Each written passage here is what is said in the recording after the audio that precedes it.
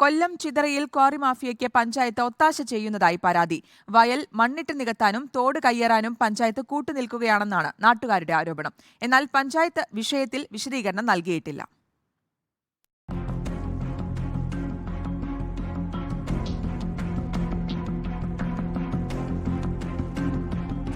നാട്ടുകാർക്ക് വികസനം നൽകാതെ ക്വാറി മാഫിയയ്ക്ക് പഞ്ചായത്ത് കൂട്ടുനിൽക്കുന്നു എന്ന ഗുരുതരമായ ആരോപണമാണ് നാട്ടുകാർ ഉയർത്തുന്നത്.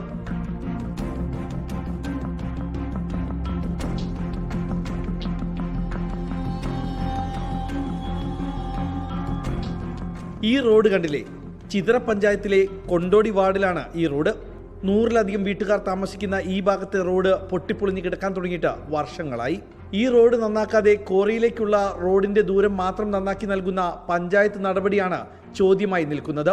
കൂടാതെ ഭാരമേറിയ വാഹനങ്ങൾ പോകുന്നതും നാട്ടുകാർക്ക് ഭീഷണിയാണ്.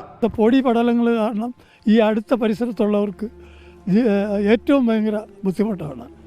അസുഖങ്ങളായിരുന്നാലും ആസ്മയായിരുന്നാലും മറ്റ് ബുദ്ധിമുട്ടുകളെല്ലാം സഹിച്ചവർ നടക്കേണ്ട ഒരവസ്ഥയാണ്. നെൽപ്പാടം മണ്ണിട്ട് നികത്തി പഞ്ചായത്ത് സഹായം നൽകുന്നു എന്നതാണ് പ്രധാന ആരോപണം. ഡാറ്റ ബാങ്കിൽ ഉൾപ്പെട്ട പ്രദേശമാണിത്. തണ്ണീർത്തട പദ്ധതി പ്രകാരം കൃഷിക്കായി മാത്രം മാറ്റിവെച്ച ഭൂമി. ഇതിനെതിരെ നാട്ടുകാരിപ്പോൾ സമരസമിതി രൂപീകരിച്ചു. ഏതാണ്ട് 35-40 വർഷമായിട്ടുള്ള റോഡാണ്. ഈ റോഡ് ഇതുവരെയും നന്നാക്കാതെ ഇരുന്ന പഞ്ചായത്ത് ഇപ്പോൾ ഈ 200 മീറ്റർ കോറിക്കാറ അതിർത്തി വരെ ഒരു ചെറിയ രീതിയിൽ 100 മീറ്റർ കോൺക്രീറ്റ് ചെയ്തിട്ടുണ്ട്. അതിനപ്പുറം ഒരു 800 മീറ്ററോളം ഇതുവരെയും കോൺക്രീറ്റോ മറ്റു കാര്യങ്ങളോ ഒന്നും ചെയ്തിട്ടില്ല.